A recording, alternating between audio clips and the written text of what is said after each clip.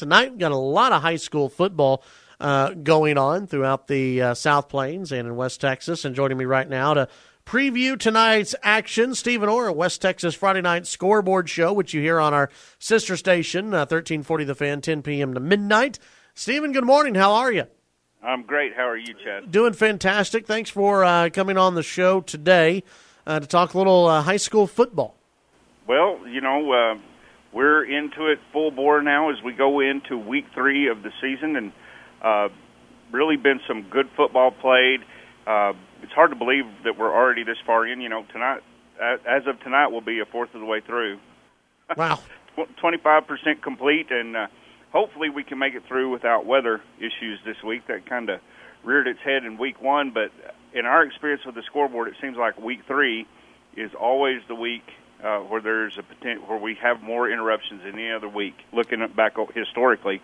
And I know there's a chance for some weather in some areas tonight, but hopefully we can avoid that. Yeah, hopefully it'll just be, maybe some light rain. We can do a light rain out there, just no lightning and no heavy storms. Absolutely. I mean, as long as there's no delays, it's all good with us. Absolutely. Absolutely. Well, I know probably the big game of the week, maybe the biggest game of the week, is that Cooper Friendship. I'm going to say so. Man, what a game that could be. Lubbock Cooper coming off a huge win last week against Canyon Randall, and you really can't overstate how big a win that was for that team. Randall very highly thought of after the season they had last year and what they brought back. And Cooper goes up there and makes really a statement win. It wasn't one where they just eked it out. They really made a statement in that game. And Friendship's going to have to rebound off a tough game last week. So, yeah, I think that's probably a key game. Another game that really has my attention is Seagraves taking on Muleshoe when we drop down into that Class 3A and Class 2A non-district matchup. Seagraves and Corey Kyle are amazing. They beat Floydada last week 49-7. Corey Kyle, if he can have 2,000 yards rushing this year, he will rank in the top 10 in all-time rushers in the state of Texas. We're talking names like Jonathan Gray, Cedric Benson, big names, and he's right there with them. I had a chance to see him play firsthand, and he's very impressive.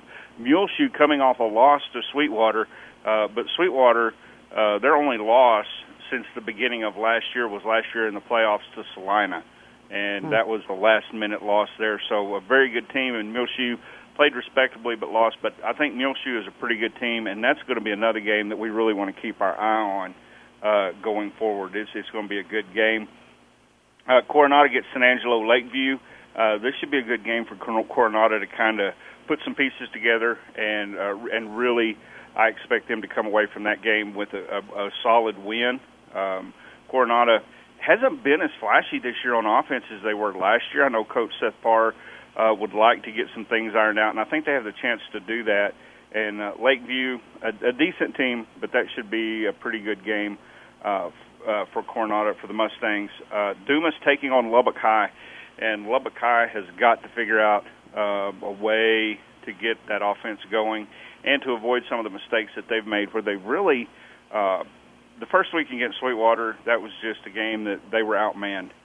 Last week they had some situations where they kind of shot themselves in the foot. Dumas is off to a 2-0 start, one of their better starts. They've been pretty convincing. They beat a Perryton team last week that's a good football team. And so Lubbock High going to have their hands full with that one tonight, but an opportunity there for them to get better and maybe make a run as well. When we drop down and look at a few other games around, Hell Center taking on Farwell. Farwell is a pretty good team usually. Hell Center is improving, and that could be a really nice ball game to watch as well. Also, you have a couple of games from last night. Monterey they went toe-to-toe with Canyon Randall last night, and at the very end, Randall pulled that one out 35-28. The Plainsmen lost that ball game, but they played well, and I think that as you go forward in the season, nobody likes moral victories, but for Monterey to play well in that game and to really be in it right till the end and actually have Canyon steal it from them, that was heartbreaking, but at the same time, they're showing some good signs. another game last night, and this one I'm really surprised at Lubbock Estacada. That is a team that is struggling, and they're struggling mightily. Amarillo Caprock breaks a 9-game losing streak that goes back into last year, and they do it 52-22. And that really surprised me because that's not what we expect to see from Estacada.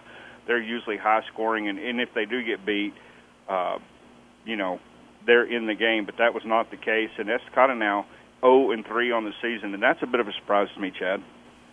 Very interesting. A lot of games out there. A lot of good games for folks to go to tonight. Maybe pack an umbrella just in case, depending on where you're going to be heading to.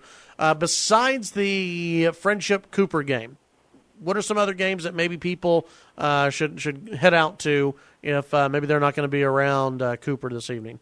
Well, like I mentioned, I think that Seagraves the Muleshoe game is going to be really good. Another one, Post taking on Denver City. Post has been very strong in their 2 outings so far this year.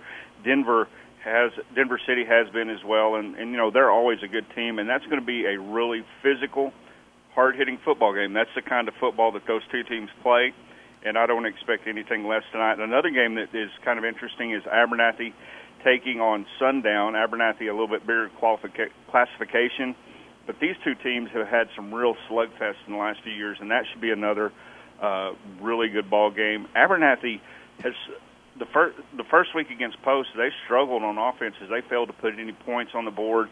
Last week they take on a Friona team that they clearly outmanned, and this will be a good matchup between two teams that usually are pretty solid. We're usually talking about them when it comes to the playoffs, and a great measuring stick for both teams to see where they are. Also, Chad, I want to say congratulations to Trinity Christian on getting their first varsity win last night as they defeated Morton. That's awesome. Congratulations to them. Stephen Orr, West Texas Friday Night Scoreboard Show. Stephen, before I let you go, you've been covering high school football for a long time. Obviously, people have been paying a lot of attention to high school football in Texas for a bad story down in the San Antonio area. And, I know that you've taken a look at that. Have you heard of anything like that ever happening before in high school football? No, I've not. I was absolutely blown away. For those that are listening to the Scoreboard Show on Friday nights, we have a segment called Rules of the Game where we're actually visiting with officials, talking about different rules and stuff. And as we did prepared for our segment this week, visited with some officials, and nobody has ever seen anything or heard of anything like that. And, Chad, it's just a sad statement, I think, about the attitudes of some people as it comes to sports. And, it's really upsetting because there's just no place for it. There's no explanation. There's no nothing that those two young men can give me that would make me think they were justified. Even if there was an error on the official, that's something that goes to the head coach, and you let the men handle it. Right. Well, and it even shows the complete opposite of what football and high school football and teaching these kids about leadership and about coming together and about respect of authority. It flies in the face of that. It does. It's very disappointing, and that's the thing about it is even on that the San Antonio J team, those two kids have now branded a program. Yeah. They smeared a coach that a head coach that I can't fathom. There's people saying, well, it could have come from the coach. I don't believe that. I just don't believe that. I think this is two young men that went rogue, that did something they shouldn't have done, and it's very unfortunate.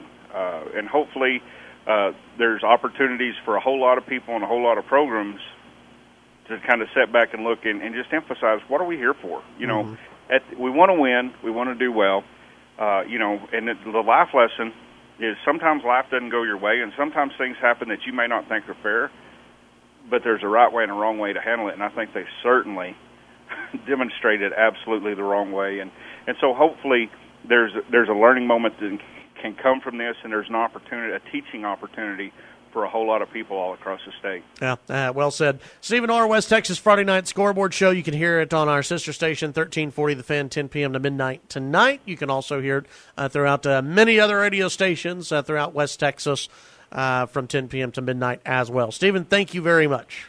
As always, thank you. We appreciate it. Have a good one. That's Stephen Orr, West Texas Friday Night Scoreboard Show.